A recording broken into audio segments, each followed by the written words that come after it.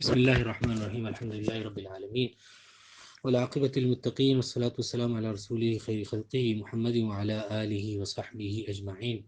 اما بعد فاعوذ باللہ من الشیطان الرجیم بسم اللہ الرحمن الرحیم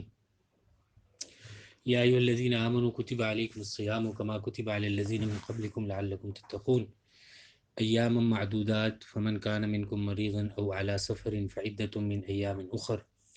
وعلى الذين يطيقونه فدية طعام مسكين فمن تطوع خيرا فهو خير له وأن تصوموا خير لكم إن كنتم تعلمون.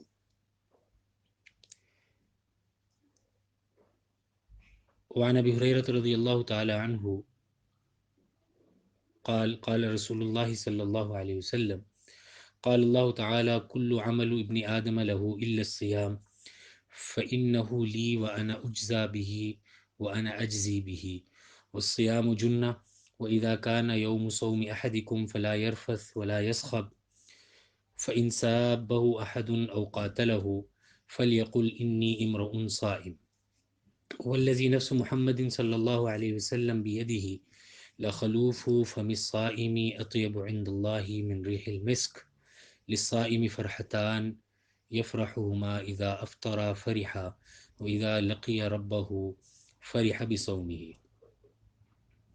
وعن أنس رضي الله تعالى عنه قال كان النبي صلى الله عليه وسلم إذا دخل رجب قال اللهم بارك لنا في رجب وشعبان وبلغنا رمضان أو كما قال عليه الصلاة والسلام. صدق الله العظيم وبلغنا رسوله النبي الكريم ونحن على ذلك لمن الشاهدين والشاكرين والحمد لله رب العالمين. آج اللہ کے فضل و کرم سے 29 شعبان ہو گئی ہے اور انشاءاللہ پرسوں سے یکم رمضان ہوگی اور پرسوں پہلا روزہ ہوگا. اس حوالے سے استقبال رمضان کے حوالے سے تھوڑی سی گفتگو کرنے کا ارادہ ہے اور پھر اس کے بعد خود رمضان میں وہ کون سے اعمال ہیں جو اللہ جل شانہ کو محبوب ہیں، ان کو اگر اختیار کیا جائے تو اللہ جل شانہ کی رضا حاصل ہوتی ہے، اس پر کچھ گفتگو کرنے کا ارادہ ہے. عام طور پہ مسلمانوں کے ہاں رمضان کا آغاز یا رمضان کی تیاری شعبان میں شروع ہوتی ہے. کچھ لوگ شعبان کے آغاز میں، کچھ شعبان کے درمیان میں، کچھ شعبان کے بعد، اور اکثر لوگ آخری 2-3 دنوں میں یہ سوچنا شروع کرتے ہیں کہ اب رمضان آ رہا ہے تو اس رمضان کے نتیجے میں اب ہمیں کوئی نہ کوئی تیاری کرنی چاہیے اور اپنے آپ کو رمضان کے لیے تیار کرنا چاہیے. لیکن دلچسپ بات یہ ہے کہ رسول اللہ صلی اللہ علیہ وسلم کی رمضان کی تیاری ہماری رمضان کی تیاری سے بہت پہلے شروع ہو جاتی تھی. شعب الایمان للبیہقی کے اندر امام بیہقی رحمہ اللہ ایک روایت لے کر آئے ہیں حضرت انس رضی اللہ تعالیٰ عنہ سے. وہ کہتے ہیں کہ جب رجب شروع ہوتا تھا، یعنی رجب کا مہینہ شروع ہوتا تھا، اور آپ جانتے ہیں کہ رجب رمضان سے پہلے آتا ہے، رجب آتا ہے، اس کے بعد پھر شعبان آتا ہے، پھر رمضان آتا ہے.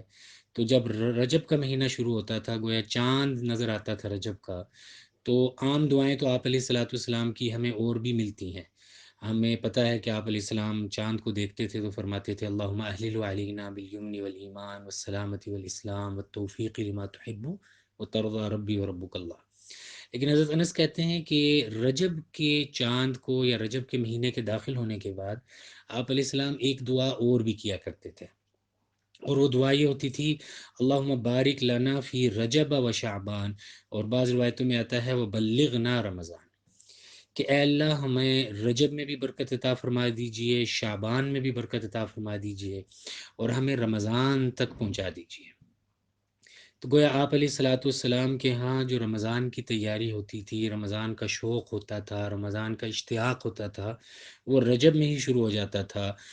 2 مہینے پہلے ہی آپ علیہ الصلاۃ والسلام اپنے آپ کو ذہنی طور پر، جسمانی طور پر رمضان کے لیے تیار کرنا شروع کر دیتے تھے. تو پتہ چلا کہ رمضان کی تیاری، رمضان کے لیے شوق کا اظہار کرنا، یہ بھی آپ علیہ الصلاۃ والسلام کے اعمال میں سے ایک عمل ہے. اور پھر اس تیاری کے جو ہمیں مختلف پہلو ملتے ہیں، اس میں سے ایک پہلو یہ ملتا ہے جو حضرت عائشہ رضی اللہ تعالی عنہا سے مروی ہے، حضرت عائشہ رضی اللہ تعالیٰ عنہ یہ فرماتی ہیں کہ آپ علیہ الصلاۃ والسلام جتنا شعبان میں روزے رکھتے تھے اتنا اور مہینوں میں نہیں رکھتے تھے رمضان کے علاوہ۔ گویا شعبان کا مہینہ بھی آپ علیہ الصلاۃ والسلام کا اکثر روزوں میں گزرتا تھا، اور یہی وجہ ہے کہ حضرت عائشہ رضی اللہ تعالیٰ عنہ ہمیں حدیث کی کتابوں میں ملتا ہے، کتاب الصوم کے اندر، کہ حضرت عائشہ رضی اللہ تعالیٰ عنہ یہ فرماتی ہیں کہ میرے جو روزے رہ جایا کرتے تھے وہ میں شعبان میں رکھتی تھی، کیونکہ آپ علیہ السلام بھی اکثر حصہ شعبان کا روزے میں رہتے تھے اور روزے کے اندر شعبان کا مہینہ گزارتے تھے۔ تو گویا پتہ چلا کہ آپ علیہ الصلاۃ والسلام کی طرف سے رمضان کی تیاری کا آغاز رجب میں ہو جاتا تھا، اور رجب میں ہی آپ علیہ الصلاۃ والسلام رمضان کے لیے فکر مند ہو جاتے تھے، رمضان کا اشتیاق بڑھ جاتا تھا، رمضان کی طرف رغبت بڑھ جاتی تھی۔ اس رمضان کی طرف رغبت بڑھنے کے نتیجے میں، اور اس رمضان کی طرف رغبت بڑھنے کی وجہ کیا تھی، اس کے بارے میں ہمیں بہت ساری تفصیلات ملتی ہیں، لیکن ایک چیز اس میں بہت غیر معمولی تھی کہ اس رمضان میں جبریل امین بہت کثرت سے تشریف لایا کرتے تھے، اور آپ علیہ الصلاۃ والسلام پر اس رمضان تک جتنا قرآن نازل ہو چکا ہوتا تھا اس قرآن کا معارضہ کرتے تھے، آپ علیہ السلام کے ساتھ دور کرتے تھے۔ جتنا قرآن نازل ہو چکا ہوتا تھا نبوت سے لے کر رمضان تک، تو رمضان میں جبریل امین تشریف لایا کرتے تھے اور بڑے تسلسل کے ساتھ آپ علیہ الصلاۃ والسلام کو قرآن کریم کا وہ حصہ جو تب تک نازل ہو چکا ہوتا تھا اس کا دور کیا جاتا تھا۔ یہ وجہ ہے کہ حضرت عائشہ رضی اللہ تعالیٰ عنہ کی ایک روایت ہمیں صحیح بخاری میں غالباً ملتی ہے، جس میں حضرت عائشہ رضی اللہ تعالیٰ عنہ فرماتی ہیں کہ آپ علیہ السلام ویسے ہی بڑے سخی ہوتے تھے، لیکن اجود ما یکون فی رمضان، کہ آپ علیہ الصلاۃ والسلام کی سخاوت رمضان میں اپنے عروج پر پہنچ جاتی تھی، اور حضرت عائشہ فرماتی ہیں اس کی آپ علیہ السلام کی سخاوت کا عالم کیا ہوتا تھا، اس کو اگر تم سمجھنا چاہتے تو کان اجود من الریح المرسلہ، آپ علیہ السلام ایسی ہوا سے بھی زیادہ سخی ہو جاتے تھے جس ہوا کو چلایا گیا ہو۔ عام دنوں میں آپ نے دیکھا ہوگا باد صبا چل رہی ہوتی ہے، باد نسیم چل رہی ہوتی ہے، ہوا چل رہی ہوتی ہے، ہلکا سا احساس آپ کو ہوا کا ہوتا ہے، لیکن کبھی کبھی آپ نے دیکھا ہوگا کہ بہت تیز ہوا چلتی ہے، عام معمول سے ہٹ کر ہوا چلتی ہے، ایسے لگتا ہے کہ اس ہوا کو کسی نے بھیج رکھا ہے اور بھیجنے کے نتیجے میں کوئی پھینک رہا ہے اس ہوا کو۔ تو حضرت عائشہ فرماتی ہیں کہ آپ علیہ السلام کی سخاوت عام دنوں میں بھی بے انتہا تھی، لیکن رمضان میں تو ریح المرسلہ سے بھی زیادہ آپ علیہ السلام سخی ہو جاتے تھے، اور پھر فرمایا وکان یلقاہ جبریل کل یوم فی رمضان او کما قالت، کہ جبریل بہت کثرت اور تواتر کے ساتھ آپ سے رمضان میں ملاقات کیا کرتے تھے، تو رمضان میں جبریل سے ملاقات کا بھی ایک اثر ہوتا ہوگا، اللہ کی رحمتوں کا بھی اثر ہوتا ہوگا کہ آپ علیہ الصلاۃ والسلام کے اندر سخاوت بھی بہت بڑھ جاتی تھی، اور آپ علیہ الصلاۃ والسلام کے اندر شفقت کا اور رحمت کا پہلو بھی بہت زیادہ بڑھ جاتا تھا۔ اللہ جل شانہ نے قرآن کریم میں مختلف عبادتوں کی حکمتیں ذکر کی ہیں۔ اللہ نے فرمایا کہ ان الصلاۃ تنہا عن الفحشاء والمنکر، کہ اللہ جل شانہ نے یہ جو نماز فرض کی ہے، اس نماز کا فائدہ یہ ہوتا ہے کہ یہ آپ کو برائی سے اور بری باتوں سے روک دیتی ہے۔ اللہ جل شانہ نے زکوٰۃ کے بارے میں فرمایا کہ یہ زکوٰۃ جو ہے اس کا یہ فائدہ ہوتا ہے، یہ آپ کے لیے خذ من اموالہم صدقۃ تطہرہم وتزکیہم بہا، آپ ان کے مالوں میں سے صدقہ لیا کریں، اس کے ذریعے آپ ان کو پاک کرتے ہیں، ان کو پاکیزگی دیتے ہیں، ان کا تزکیہ کرتے ہیں۔ اللہ جل شانہ نے حج کے بارے میں ہمیں بہت سارے باتیں بتائی، اور اللہ نے فرمایا کہ یہ ایک بہت بڑی عبادت ہے، اللہ نے اپنی خواہش کا اظہار کیا۔ دعا کے بارے میں اللہ جل شانہ نے ہمیں بتایا کہ دعا کا فائدہ یہ ہوتا ہے کہ اگر تم دعا مانگو گے تو اللہ تمہاری دعا کو سنے گا، ادعونی استجب لکم۔ تو قرآن کریم میں ہمیں مختلف عبادتوں کی حکمتیں اور مصلحتوں کا پتہ چلتا ہے۔ اللہ جل شانہ نے جن آیات کا انتخاب فرمایا ہے، وہ قرآن کریم کا وہ حصہ جہاں بہت تواتر کے ساتھ تسلسل کے ساتھ رمضان کی آیات آئی ہیں، اور وہ آپ جانتے ہیں سورہ بقرہ کی آیات ہیں، وہاں بہت تفصیل سے رمضان اور حج کو ذکر کیا گیا ہے۔ ان آیات کا آغاز جہاں سے کیا ہے اللہ جل شانہ نے، اور اس آغاز میں رمضان کی جو حکمت بیان فرمائی ہے، آج اس حکمت کے اوپر گفتگو کرنے کا ارادہ ہے۔ اللہ جل شانہ نے رمضان کی حکمت یہ بیان فرمائی ہے، یا ایھا الذین آمنوا کتب علیکم الصیام کما کتب علی الذین من قبلکم لعلکم تتقون۔ اے ایمان والو، ہم نے تم پر روزے فرض کیے ہیں جیسا کہ ہم نے تم سے پہلی امتوں پر فرض کیے تھے، تاکہ تم تقوی حاصل کر لو، تاکہ تم میں تقوی پیدا ہو جائے۔ اب ہمیں گویا پتہ چلا کہ رمضان کی جو حکمت اور مصلحت ہے، اس رمضان کے اندر سب سے زیادہ جس چیز کو اختیار کرنے کی ضرورت ہے اور پورے رمضان میں بار بار جس چیز کے حاصل کرنے کے جذبے کو بار بار بیدار کرنے کی، ہوشیار کرنے کی ضرورت ہے، وہ جذبہ ہے تقوی کے حصول کا جذبہ۔ اگر کوئی آدمی رمضان کو اچھے طریقے سے گزار لے، اس طریقے سے گزار لے جس طرح گزارنے کا حق ہے رمضان کا، تو اللہ جل شانہ اس کو اس رمضان کے گزارنے کی برکت سے جو سب سے بڑا انعام عطا فرماتے ہیں وہ تقوی ہے۔ اس تقوی کے بارے میں ویسے تو بہت تفصیلی گفتگو کی جا سکتی ہے اور بہت ساری باتیں ہمیں ملتی ہیں کہ تقوی کس چیز کا نام ہے اور کیا کرنے کا نام ہے، کیا چھوڑنے کا نام ہے، لیکن ایک بہت ہی دلچسپ روایت ہمیں ملتی ہے جو حضرت عمر رضی اللہ تعالیٰ عنہ اور حضرت ابی ابن کعب کی ہے۔ حضرت عمر سوال کر رہے ہیں اور ابی ابن کعب رضی اللہ عنہ جواب دے رہے ہیں۔ ابی ابن کعب رضی اللہ عنہ کے بارے میں یہ بات ذہن میں رکھیے کہ اللہ کے رسول صلی اللہ علیہ وسلم نے ایک حدیث میں 4 لوگوں کے بارے میں یہ فرمایا ہے، خذ القرآن من اربعۃ یا استقرأ القرآن من اربعۃ، کہ میرے صحابہ میں سے 4 لوگ ایسے ہیں جن سے تمہیں بہت اہتمام سے قرآن سیکھنا چاہیے، ان سے قرآن پڑھنا چاہیے۔ اور امام بخاری بھی اس روایت کو کئی جگہ پر لے کر آئے ہیں، امام مسلم بھی لے کر آئے ہیں اور باقی ائمہ بھی لے کر آئے ہیں۔ آپ علیہ السلام نے ان 4 لوگوں کا جب ذکر فرمایا تو آپ نے فرمایا من عبداللہ ابن مسعود و سالم و معاذ و ابی ابن کعب، کہ اس قرآن کو 4 لوگوں سے سیکھو، عبداللہ ابن مسعود سے سیکھو، سالم مولا ابی حذیفہ سے سیکھو، معاذ ابن جبل سے سیکھو اور ابی ابن کعب سے سیکھو۔ اور پھر آپ علیہ السلام کہ یہ جو 4 صحابہ ہیں ان کو بہت نمایاں مقام حاصل ہے صحابہ میں، ان کو قراء صحابہ کہا جاتا ہے اور ان کے بارے میں بہت ساری فضائل ہمیں ملتے ہیں، ان کی قرآن فہمی، قرآن کے اوپر ان کی نظر، قرآن پر ان کی جو گرفت ہے اور اس کے معنی اور مضامین پر جو ان کا عبور ہے وہ بہت غیر معمولی ہے۔ آپ خود جانتے ہیں کہ حضرت عمر رضی اللہ تعالیٰ عنہ تو وہ شخصیت ہیں کہ جن کے بارے میں ہم یہ جانتے ہیں کہ وہ ان صحابہ میں سے ہیں یا ان کا تعلق صحابہ کی اس قسم میں سے ہے جن کی بہت غیر معمولی فضیلت ہے، حتیٰ کہ خود حضرت عمر کہتے ہیں وافقت ربی فی ثلاث، میں نے اپنے رب کی موافقت کی ہے کچھ معاملات میں اللہ کے رسول صلی اللہ علیہ وسلم کے پاس حاضر ہوتا تھا اور کہتا تھا اللہ کے رسول اگر ایسے ہو جائے تو کتنا ہی اچھا ہو، اور کچھ دنوں کے بعد ایک قرآن کی آیت نازل ہوتی تھی جو میری فکر کی تصویب کر رہی ہوتی تھی۔ حضرت عمر جاتے ہیں اللہ کے رسول کے پاس اور کہتے ہیں اللہ کے رسول لو اتخذت مقام ابراہیم مصلی، اللہ کے رسول یہ مقام ابراہیم بہت غیر معمولی جگہ ہے، اگر ہم یہاں پر نماز پڑھ لیا کریں تو کتنا ہی اچھا ہو۔ اللہ کی طرف سے آیت نازل ہو جاتی ہے وَاتَّخِذُوا مِن مقام ابراہیم مصلی، مقام ابراہیم کو نماز کی جگہ بناؤ، مقام ابراہیم پر نماز پڑھ لیا کرو۔ حضرت عمر رضی اللہ عنہ اپنی فراست سے یہ دیکھتے ہیں کہ ازواج مطہرات کی طرف منافقین کا بہت ہی برا رویہ ہے، وہ ازواج مطہرات کی ظاہری خد و خال کو دیکھتے ہیں اور پھر اپنی مجلسوں میں اس پر تبصرے کرتے ہیں اور ازواج مطہرات کے بارے میں باتیں کرتے ہیں۔ وہ آپ علیہ السلام کے پاس آتے ہیں اور آپ علیہ السلام سے یہ کہتے ہیں کہ اللہ کے رسول اگر آپ اپنی بیویوں کو پردے کا حکم دے دیں تو بہت ہی اچھا ہوگا۔ چند دن گزرتے ہیں کہ اللہ کا حکم سورہ احزاب میں نازل ہو جاتا ہے یا ایھا النبی قل لازواجک و بناتک و نساء المؤمنین یدنین علیہن من جلابیبہن، اے نبی اپنی بیویوں کو، اپنی بیٹیوں کو اور مسلمان عورتوں کو یہ حکم دیں کہ وہ اپنے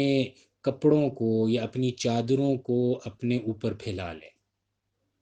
تو میں صرف مثال عرض کر رہا ہوں تاکہ آپ کو اہمیت کا اندازہ ہو کہ اگلی بات کی جا رہی ہے اس کی کیا اہمیت ہے۔ اتنا بڑا آدمی اور اتنی بڑی شخصیت جو قرآن کریم کے مزاج سے اتنے آشنا ہے کہ وہ بات کرتے ہیں اور چند دن کے بعد ان کی بات کی تائید میں قرآن کریم کی آیات نازل ہو جاتی ہیں اور اسے ان آیات کو کہا جاتا ہے کہ یہ وہ آیات ہیں جن میں قرآن کریم کی اور حضرت عمر رضی اللہ تعالیٰ عنہ کی موافقت ہوگی، جن کے بارے میں خود حضرت عمر فرماتے ہیں وافقت ربی فی ثلاث۔ حضرت عمر جانتے ہیں کہ قرآن کریم کے معنی اور مفاہیم کے بارے میں یہ چار لوگ بہت غیر معمولی ہیں۔ ایک مرتبہ حضرت عمر حضرت ابی ابن کعب کو یہ کہتے ہیں کہ اے ابی، تقوی کسے کہتے ہیں؟ حضرت عمر خود بھی یقیناً جانتے ہوں گے تقوی کا معنی، مفاہیم، اس کے اطلاقات، لیکن حضرت عمر کو خیال آیا کہ وہ شخصیت جس کے بارے میں خود اللہ کے رسول صلی اللہ علیہ وسلم نے یہ ارشاد فرمایا ہے کہ قرآن کو چار لوگوں سے سیکھو، ان سے پوچھنا چاہیے کہ وہ تقوی کو کیسے دیکھتے ہیں، ان کے نزدیک تقوی کی تعریف کیا ہے، تقوی کا مفہوم کیا ہے۔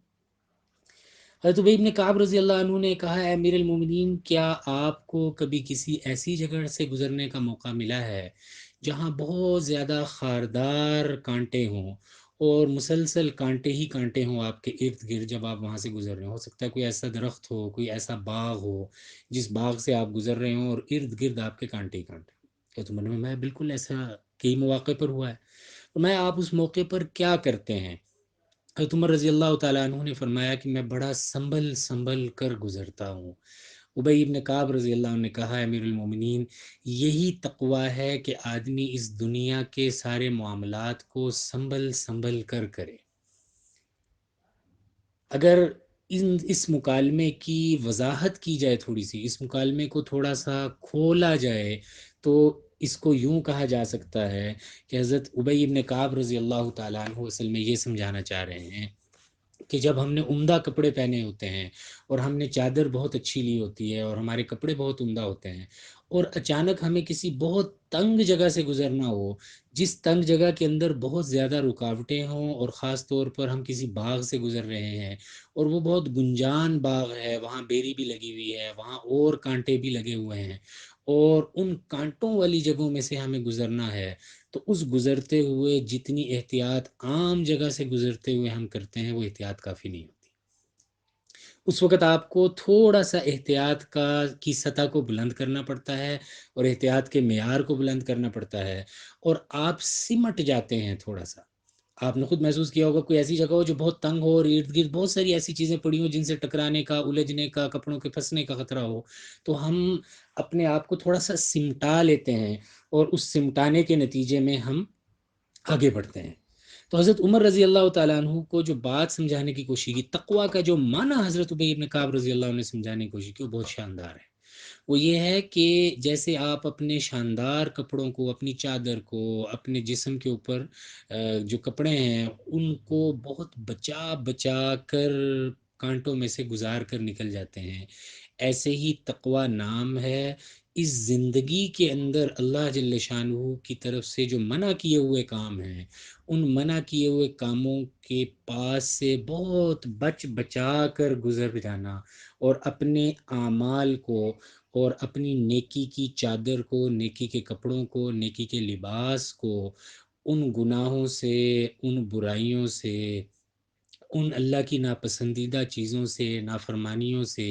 جو اللہ کی طرف سے پیدا کیے گئے کانٹے ہیں، ان کانٹوں سے اپنے آپ کو بچا کر عافیت کے ساتھ اس دنیا سے گزر جانا، یہ تقوی ہے۔ آپ جانتے ہیں کہ تقوی عربی میں تقا اور وقیہ یقا اور تقا یقی تقی، اس کا معنی بچنا ہوتا ہے۔ وقایا اسی سے ہے، وقایا کہتے ہیں اپنے آپ کو بچانا کسی چیز سے۔ اسی سے قرآن کریم میں بار بار یا ایھا الذین آمنوا قوا انفسکم، اے ایمان والو اپنے آپ کو بچاؤ۔ تو پتہ چلا کہ تقوی کا معنی ہے اپنے آپ کو بچانا۔ قرآن کریم جہاں پر رمضان کی حکمت اور مصلحت پر بات کرتا ہے، اللہ جل شانہ جہاں رمضان میں حکمت اور مصلحت پر بات کرتے ہیں رمضان کی، تو ایک ہی بات فرماتے ہیں کہ یہ سارا عمل جو ہم نے تمہارے لیے شروع کیا ہے، اس سارے عمل کا مطلب ہے اپنے آپ کو بچانا، کہ تم کو اپنے آپ کو بچانے کی عادت پڑ جائے۔ دلچسپ بات یہ ہے کہ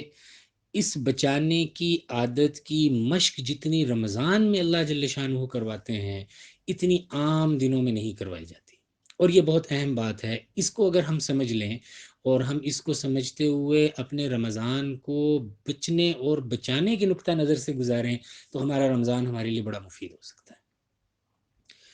حضرت ابو ہریرہ رضی اللہ تعالیٰ عنہ کی میں نے روایت پڑھی آپ کے سامنے، اسے امام بخاری رحمہ اللہ نے نقل کیا ہے۔ وہ کہتے ہیں کہ اللہ جل شانہ فرماتے ہیں کہ ابن آدم کا ہر عمل اس کے لیے ہوتا ہے مگر روزہ اس لیے کہ وہ میرے لیے ہوتا ہے، وہ انا اجزی بھی و انا اجزا بھی، اور میں اس کا بدلہ دوں گا قیامت کے دن، یا میں خود اس کے بدلے میں آ جاتا ہوں۔ اور پھر فرمایا والصیام جنہ، اور یہ جو روزے ہیں یہ ڈھال ہے، وَإِذَا كَانَ يَوْمُ صَوْمِ أَحَدِكُمْ فَلَا يَرْفَثْ وَلَا يَسْخَبْ، جب تم میں سے کسی آدمی کا روزہ ہو تو نہ تو وہ شور شرابہ کرے اور نہ ہی کوئی بری بات کرے، فَإِن صَابَّهُ أَحَدٌ أَوْ قَاتَلَهُ فَلْيَقُلْ إِنِّي امْرَؤٌ صَائِمٌ، اگر اس کو کوئی آدمی برا بھلا کہے، گالم گلوچ پر اتارنے کی کوشش کرے، یا کوئی آدمی اس کو لڑائی پر ابھارنے کی کوشش کرے، اور جس لڑائی کے نتیجے میں جان تک جانے کا اندیشہ ہو، تو وہ یہ کہے کہ بھائی میرا روزہ ہے، انی امرؤن صائم، میں روزے سے ہوں، اور اس ذات کی قسم جس کے قبضے میں محمد کی جان ہے، البتہ روزے دار کے منہ کی بدبو یہ اللہ جل شانہ کے ہاں مشک کی خوشبو سے زیادہ پسندیدہ ہے۔ روزے دار کو دو خوشیاں ملتی ہیں جس کے ذریعے وہ خوش ہوتا ہے، جب وہ افطار کرتا ہے تو افطار کے وقت کھانا مل جانا، پانی پینا مل جانا، اور اپنی دن بھر کی بھوک اور پیاس سے نجات حاصل ہو جانا، اس افطار پر اسے خوشی ہوتی ہے۔ اور جب وہ قیامت کے دن اپنے رب سے ملے گا تو اس رب سے ملتے ہوئے بھی اس کو اپنے روزے کی خوشی ہوگی، جب وہ اس کا انعام دیکھے گا اور وہ یہ دیکھے گا کہ وہ ساری بدبو اس کے منہ کی اللہ کے ہاں جمع ہوئی ہوئی ہے، اور اللہ اس کو مشک کے برابر تول رہے ہیں اور مشک کا بدلہ دے رہے ہیں۔ اس حدیث کے اندر ہمیں اس تقوی کے حاصل ہونے کا پتہ چل رہا ہے، اور اس تقوی کے لیے رمضان میں کتنا غیر معمولی حکم دیا گیا ہے اس کا پتہ چل رہا ہے۔ دیکھیے، رمضان کے علاوہ باقی دنوں میں کچھ چیزیں ایسی ہوتی ہیں جو ہمارے لیے بغیر کسی شک و شبے کے کرنا جائز ہوتا ہے اور ہمیں کرنے سے کوئی روک نہیں سکتا۔ رمضان کے علاوہ آپ کے پاس کھانا پینے کا سامان موجود ہے، آپ نے وہ سامان خود خرید رکھا ہے، آپ کے ذاتی پیسوں سے خریدا ہوا ہے، آپ کے حلال پیسوں سے خریدا ہوا ہے، آپ اسے صبح کو کھائیں، دوپہر کو کھائیں، شام کو کھائیں، آپ کو کوئی بھی روکنے والا نہیں ہے۔ رمضان کے علاوہ میں آپ کے ازدواجی تعلقات ہیں، آپ وہ ازدواجی تعلقات جب چاہیں قائم کر لیں، آپ کے لیے حلال ہے، آپ کو کوئی روکنے والا نہیں ہے۔ لیکن عجیب بات یہ ہے کہ رمضان میں اللہ جل شانہ کی طرف سے چند وہ چیزیں جو عام دنوں میں حلال ہوتی ہیں اور جن کو عام دنوں میں آپ جب چاہیں استعمال کر لیں اور جیسے چاہیں برت لیں، وہ چیزیں جو عام دنوں میں حلال ہوتی ہیں، اللہ جل شانہ اس رمضان میں بچانے کی مشق کروانے کے لیے ان چیزوں کو بھی حرام کر دیتے ہیں جو عام دنوں میں حلال ہوتی ہیں۔ یہ ایک عجیب و غریب اللہ جل شانہ کی طرف سے ایک بہت ہی حکمت پر مشتمل اقدام ہے کہ آدمی کو جب کسی چیز سے بچانا ہو اور آدمی کو جب کسی چیز کی ٹریننگ دینی ہو تو اس کو عام چیزوں سے ہی نہیں روک دیا جاتا، بلکہ بہت ہی ضروری چیزوں کو چھوڑ کر باقی تمام چیزوں کو سے روک دیا جاتا ہے۔ جب ہماری ٹریننگ ہو رہی ہوتی ہے تو ان دنوں میں بعض اوقات ٹریننگ صبح سے شروع ہوتی ہے اور رات تک چلتی ہے، اور ایسے نہیں ہوتا کہ اس کے دوران کوئی وقفہ ہو جائے اور آپ عام دنوں میں جو کام کر رہے ہوتے ہیں، عام دنوں میں جو جا رہے ہوتے ہیں، عام دنوں میں جو چیزیں کھا پی رہے ہوتے ہیں، وہ چیزیں آپ کو نہیں مل رہی ہوتی، بلکہ مخصوص اوقات میں آپ کو مخصوص کام کرنے ہوتے ہیں، اور وہ ٹریننگ 1 ہفتہ، 2 ہفتے، 10 ہفتے، بعض صورتوں میں 1 سال کی بھی بعض ٹریننگز ہوتی ہیں جس میں آپ پورا سال ٹریننگ میں رہتے ہیں۔ اصل میں اس ٹریننگ کے اندر آپ کے مزاج کے اندر ایک تبدیلی لانے کی کوشش کی جا رہی ہوتی ہے، آپ کو کم سے کم چیزوں کے ساتھ گزارا کرنے کی مشق کروائی جا رہی ہوتی ہے۔ یہ رمضان کا مہینہ یہ اللہ جل شانہ کی طرف سے خود اللہ نے فرمایا ہے تقوی کے سیکھنے کا مہینہ ہے، اور حضرت ابی ابن کعب رضی اللہ تعالیٰ عنہ حضرت عمر رضی اللہ عنہ کو کہہ رہے ہیں کہ تقوی کا معنی ہی چھوڑنے کی مشق کرنا ہے، اپنے آپ کو بچانے کی مشق کرنا ہے، اپنے آپ کو چیزوں سے دور رکھنے کی مشق کرنا ہے، اپنے جسم کو کانٹوں سے بچانے کی مشق کرنا ہے۔ اس مشق کی ساری محنت یہ آدمی کو رمضان میں کرنے کا موقع ملتا ہے۔ عام دنوں کے اندر اس کے لیے کھانا پینا حلال تھا، لیکن اللہ جل شانہ نے فجر کی اذان سے پہلے، فجر کا وقت ختم شروع ہونے سے پہلے، اور پھر مغرب کے وقت تک، مغرب کی اذان تک، وہ تمام حلال کام جو عام دنوں میں بالکل اس کے لیے حلال تھے، اللہ جل شانہ نے اس کے لیے حرام کر دیا۔ یہ حلال کاموں کو حرام کروانے کا مقصد یہ ہے کہ اس کے اندر چھوڑنے کی مشق آئے، اور بعض اوقات چھوڑنے کی مشق کے لیے آپ کو تھوڑی سی محنت زیادہ کرنی پڑتی ہے۔ مجھے یاد آ رہا ہے کہ مولانا اشرف علی تھانوی صاحب رحمۃ اللہ علیہ اپنے استاد مولانا یعقوب نانوتوی رحمۃ اللہ علیہ کے پاس گئے، اور ان سے جا کر یہ عرض کی کہ حضرت، یہ جو صوفیاء کے ہاں یہ آتا ہے کہ آدمی جب اپنی تربیت کروا رہا ہو تو بہت ساری چیزوں میں کمی کر دے، قلت طعام، قلت منام، قلت اختلاط مع الانام، کھانا کم کر دے، سونا کم کر دے، لوگوں کے ساتھ ملنا جلنا کم کر دے جب اپنی تربیت کروا رہا ہو، اور شیخ اس کو کہے کہ آپ یہ 3 چیزوں پر عمل کریں۔ تو انہوں نے کہا کہ یہ کم کروانے کا کیا مقصد ہے، اس کو کم کروانے کی ضرورت کیوں پیش آتی ہے، اس کو اعتدال پر کیوں نہیں رکھا جاتا؟ تو شیخ نے بہت ہی شاندار عملی مثال دی۔ شیخ نے ان کو کہا کہ یہ جو آپ کے سامنے کاغذ رکھا ہے، اس کاغذ کو موڑ دو۔ مولا تھانوی کہتے ہیں میں نے اس کاغذ کو پکڑا اور اس کاغذ کو موڑنا شروع کر دیا۔ جب اس کاغذ کو موڑا تو اس کے موڑنے کے نتیجے میں اسے جب دوبارہ پکڑا تو اب ایک طرف کو وہ مڑا ہوا تھا۔ تو مولا یعقوب نانوتوی رحمہ اللہ نے فرمایا کہ بھائی اب اس کاغذ کو اس کی حالت پر واپس لے کر آؤ، اس کو اسی طرح دوبارہ اسی سطح پر لے آؤ جس سطح کے اوپر یہ پہلے موجود تھا۔ تو مولانا تھانوی کہتے ہیں کہ میں نے اس کو مخالف سمت میں موڑنا شروع کیا، اور مخالف سمت میں جب میں نے اسے موڑا تو اس کو موڑنے کے نتیجے میں وہ کاغذ سیدھا ہو گیا۔ تو مولانا یعقوب نانوتوی نے فرمایا کہ بعض اوقات اصل مقصد شریعت کا اعتدال پر لانا ہوتا ہے، اصل مقصد شریعت کا آدمی کو درمیانی راستے پر لانا ہوتا ہے، لیکن بعض اوقات اس درمیانی راستے پر لانے کے لیے دوسری سمت پر، مخالف سمت پر لانے کی ضرورت ہوتی ہے، کیونکہ آدمی جب درمیانی راستے پر خود نہیں ہوتا، درمیانی راستے سے آگے کی طرف نکلا ہوتا ہے، تو پھر درمیانی راستے پر اگر آپ لانے کی کوشش کریں گے تو آدمی آگے کی طرف ہی رہے گا، پیچھے نہیں آئے گا۔ لیکن اگر آپ بالکل اس کے مخالف سمت میں اسے لے کر جانے کی کوشش کریں گے تو اس کے نتیجے میں وہ درمیانی راستے پر آ جائے گا۔ آپ اور میں جانتے ہیں، ہم جب بازار میں جاتے ہیں اور ہم کارڈ بورڈ خریدنا چاہتے ہیں، ہم وہ کارڈ خریدنا چاہتے ہیں جو پوسٹر ہوتا ہے جو ہم لگاتے ہیں دیواروں پر، تو ہم نے دیکھا ہوگا کہ اکثر وہ طے کیا ہوا ہوتا ہے، وہ گول رول کی شکل میں ہوتا ہے، اور جب ہم اسے خرید کر گھر لے کر آتے ہیں اور اس پر کچھ لکھنا چاہتے ہیں تو ہم اسے سیدھا کرتے ہیں تو وہ دوبارہ مڑ جاتا ہے، پھر سیدھا کرتے ہیں تو دوبارہ مڑ جاتا ہے۔ تو اگر آدمی کسی تجربے کار آدمی سے پوچھے کہ بھائی اس کو میں سیدھا کرنا چاہتا ہوں اور یہ سیدھا ہو نہیں پا رہا، جو ہی سیدھا کرتا ہوں یہ دوبارہ مڑ جاتا ہے، تو وہ کہے گا کہ اسے اب اس طرف موڑنے کے بجائے دوسری طرف موڑ دو۔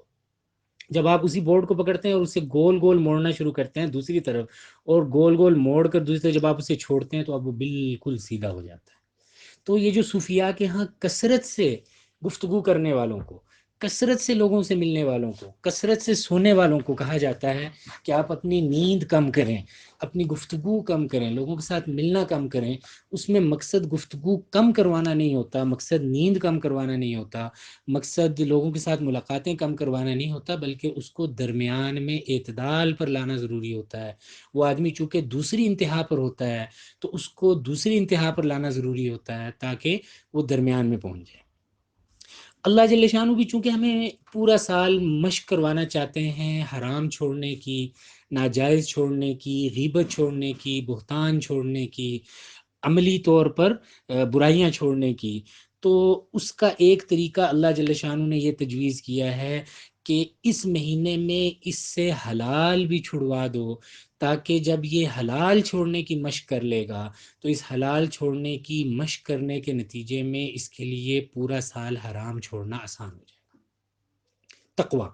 وہی ابی ابن کعب رضی اللہ عنہ کی بات کہ بچ بچا کر گزرنے کی مشق کرنا۔ تو آپ دیکھیے کہ جو کھانا پینا آپ کے لیے حلال تھا پورا سال، شریعت نے اس حلال چیز کو بھی حرام کر دیا، تاکہ عام دنوں میں جب آپ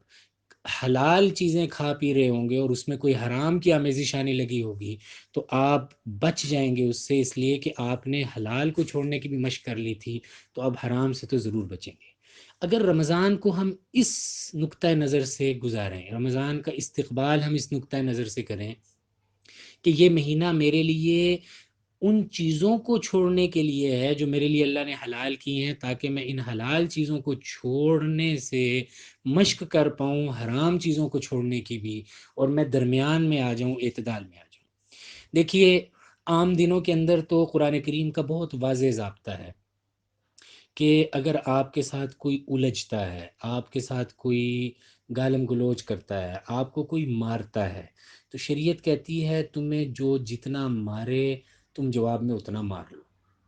خدا نخواستہ کسی نے آپ کو گالی دی ہے تو آپ کو شریعت نے یہ حق دیا ہے کہ اس نے جو آپ کے لیے برے لفظ استعمال کیے ہیں آپ وہی الفاظ اس کی طرف لوٹا دیں۔ خدا نخواستہ آپ کو کسی نے اگر مارا ہے تو شریعت کہتی ہے کہ جس قوت اور جس طاقت کے ساتھ اس نے آپ کو مارا ہے آپ بھی اس کو اتنی قوت کے ساتھ اور طاقت کے ساتھ مار دیں۔ خدا نخواستہ عام دنوں کے اندر اگر کسی نے آپ کا کوئی نقصان کر دیا ہے مالی، تو شریعت کہتی ہے کہ آپ اس سے اس نقصان کا بدلہ لے سکتے ہیں، اور قرآن کریم کی بہت ساری آیتیں ہیں اس پر۔ وَجَزَاءُ سَيِّئَةٍ سَيِّئَةٌ مِثْلُهَا، برائی کا بدلہ اسی کے مثل برائی ہے۔ اگر آپ کے ساتھ کوئی برائی کر رہا ہے تو آپ اتنی ہی برائی اس کے ساتھ کر سکتے ہیں۔ وَإِنْ عَاقَبْتُمْ فَعَاقِبُوا بِمِثْلِ مَا عُوقِبْتُمْ بِهِ، اور اگر تم بدلہ لینا چاہتے ہو تو اسی کے مثل بدلہ لے لو جتنا تمہارے ساتھ برائی کی گئی تھی۔ لیکن دلچسپ بات یہ ہے کہ یہ ضابطہ عام دنوں کا ہے، رمضان میں یہ ضابطہ بھی بدل جاتا ہے۔ رمضان میں چونکہ آپ کو مشق کروائی جا رہی ہے رکنے کی، ٹھہرنے کی، صبر کرنے کی، آپ ایک ایسے مرحلے میں ہیں جہاں پر آپ کی ٹریننگ کروائی جا رہی ہے، تو اس ٹریننگ کے نتیجے میں آپ سے صرف وہی چیزیں نہیں رکوائی جا رہی جو عام دنوں میں بھی آپ نہیں کرتے، بلکہ وہ چیزیں بھی آپ کو نہیں کرنے دی جا رہی جو عام دنوں میں کرنے کی اجازت ہے۔ یہ جو حدیث میں نے آپ کے سامنے پڑھی صحیح بخاری کی، اس کے اندر حضرت ابو ہریرہ فرماتے ہیں کہ رمضان کا مہینہ ہو اور کوئی آدمی آئے اور آ کر گالم گلوچ شروع کر دے، تو عام دنوں میں تو ضابطہ اور رسول اللہ کی طرف سے یہ ہے کہ اس گالی کے بدلے میں بہتر بات تو یہی ہے، وَأَن تَعْفُوا أَقْرَبُ لِلتَّقْوَىٰ وَلَمَن صَبَرَ وَغَفَرَ إِنَّ ذَلِكَ لَمِنْ عَزْمِ الْأُمُورِ فَمَنْ عَفَا وَأَصْلَحَ فَأَجْرُهُ عَلَى اللَّهِ، جو آدمی بچ جائے، جو آدمی صبر سے کام لے لے، درگزر سے کام لے لے، اس کا اجر تو اللہ کے ہاں محفوظ ہے۔ لیکن شریعت آپ کے جذبات کی رعایت کرتے ہوئے آپ کو یہ کہتی ہے جزاء سیئۃ سیئۃ مثلہا، برائی کا بدلہ اسی کے بقدر برائی ہے۔ ہاں، آپ اس حد سے تجاوز نہ کریں جس حد تک وہ گیا تھا۔ عام دنوں میں تو ضابطہ ہی ہے، لیکن چونکہ آپ ایک ایسے مہینے میں ہیں جس مہینے میں آپ کو مشق کروائی جا رہی ہے چھوڑنے کی، صبر کرنے کی، ضبط کرنے کی، اپنے آپ پر کنٹرول کرنے کی، اور آپ سے تو حلال چیزیں بھی چھڑوائی جا رہی ہیں، اور آپ سے تو اچھی چیزیں بھی چھڑوائی، کھانا پینا ایک اچھی چیز ہے، آدمی کے جسم کو طاقت ملتی ہے، قوت ملتی ہے، آپ سے اچھی چیزیں چھڑوائی جا رہی ہیں، حلال چیزیں چھڑوائی جا رہی ہیں، تو یہ لڑائی اگرچہ حلال ہے لیکن کوئی اچھی چیز نہیں ہے۔ لہٰذا رمضان کے اندر اگر کوئی آپ کے ساتھ گالم گلوچ کر رہا ہے یا کوئی آدمی آپ کے ساتھ لڑائی پر اترا ہوا ہے، وہ آپ سے ہر صورت میں لڑنا چاہتا ہے، حدیث میں آتا ہے او فَإِن صَابَهُ أَحَدٌ أَوْ قَاتَلَهُ، قاتل یقاتل مقاتلتاً کا معنی لڑائی جھگڑا کرنا، دونوں طرف سے لڑائی جھگڑے کی کوشش کرنا، صرف جھگڑا نہیں کر رہا بلکہ وہ آپ کو جھگڑا کرنے پر ابھار رہا ہے، وہ صرف گالی نہیں دے رہا، ساب کر رہا ہے، مسابات کروانا چاہ رہا ہے، یعنی دونوں ریسیپروکل، دونوں طرف سے دو طرفہ گالم گلوچ چاہتا ہے۔ اس کی گالی دینے کا انداز اور اس کا طریقہ یہ ہے کہ وہ چاہتا ہے کہ اس کے نتیجے میں آپ گالی دیں اور پھر بات آگے بڑھے۔ شریعت کہتی ہے نہیں، آپ کا تقوی کی مشق کرنے کا زمانہ چل رہا ہے، آپ کی ٹریننگ کا زمانہ چل رہا ہے، لہٰذا عام حالات میں تو آپ کو یہ کرنے کی اجازت تھی، لیکن اس مہینے کے اندر آپ کو یہ کرنے کی اجازت نہیں۔ اگر وہ آپ کو گالی دے رہا ہے تو آپ جواب نہیں دیں گے، وہ آپ کے ساتھ لڑنا چاہ رہا ہے اور آپ کو لڑائی پر ابھارنا چاہ رہا ہے اس حد تک کہ وہ آپ ساتھ جان لینے کے در پہ ہونا چاہتا ہے آپ اس کو لڑائی کا موقع نہ دیں، بلکہ آپ کہیں انی امرؤ صائم، میں تو روزے سے ہوں، میں چھوڑنے کی مشق کرنے کے مہینے میں ہوں، میں ایک ایسے مہینے میں ہوں جس میں میری مشق چل رہی ہے تاکہ میں چیزوں کو چھوڑنا سیکھ لوں، لہٰذا میں آپ کے ساتھ لڑائی نہیں کر سکتا۔ تو ہم اگر ذہنی طور پر اور پورے فکری دھیان کے ساتھ اور پوری محنت اور اہتمام کے ساتھ رمضان کے آغاز میں اپنے آپ کو تیار کر لیں اس بات کے لیے کہ ہم نے یہ جو پورا مہینہ ہے، اس پورے مہینے میں اللہ نے مجھ سے میرا کھانا پینا چھڑوا دیا،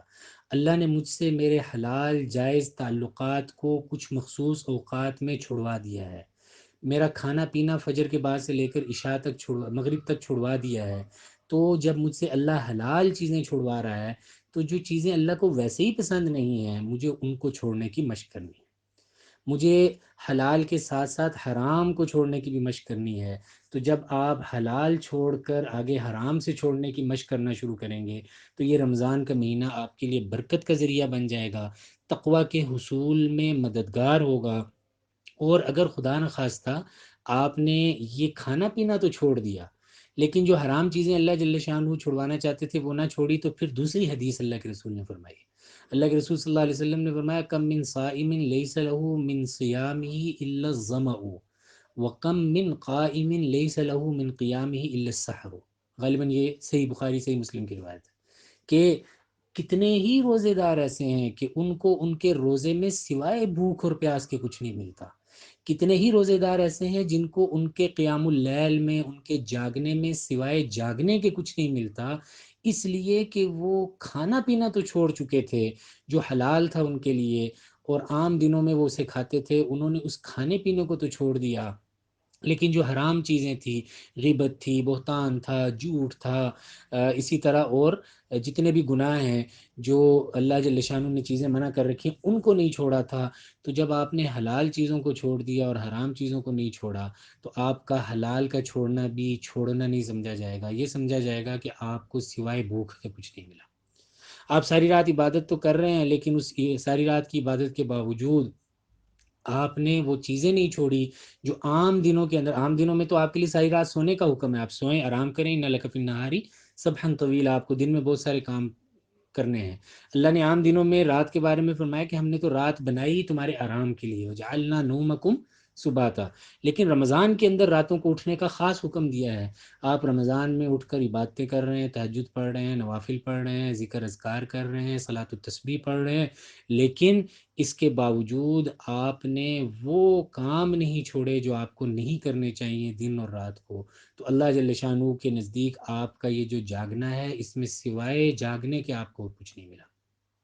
تو استقبال رمضان کے حوالے سے جو بنیادی بات سمجھنے کی ہے وہ یہ ہے کہ جو ہی رمضان آئے تو ہم اپنے آپ کو ذہنی طور پر اس کے لیے تیار کر لیں کہ اللہ جل شانہ اصل میں ہمیں اس مہینے میں چھوڑنے کی مشق کروانا چاہ رہے ہیں اور تقوی دلوانا چاہ رہے ہیں، اور تقوی کا وہ معنی جو بھی ابن کعب رضی اللہ عنہ نے بیان کیا، حضرت عمر رضی اللہ عنہ کو، اگر ہم اپنے رمضان کو بالکل آغاز سے ہی اس نقطہ نظر سے چھوڑنے کی مشق کریں کہ ہمیں اللہ جل شانہ چھڑوانے کی چیزوں کی توفیق عطا فرما دے، تو ہمارا یہ رمضان تقوی کے حصول کے اندر بہت زیادہ مددگار ہوگا۔ اللہ جل شانہ ہمیں اپنے رمضان کو تقوی کی صفت سے متصف کرنے کی توفیق عطا فرمائے۔ وآخر دعوانا الحمدللہ رب العالمین۔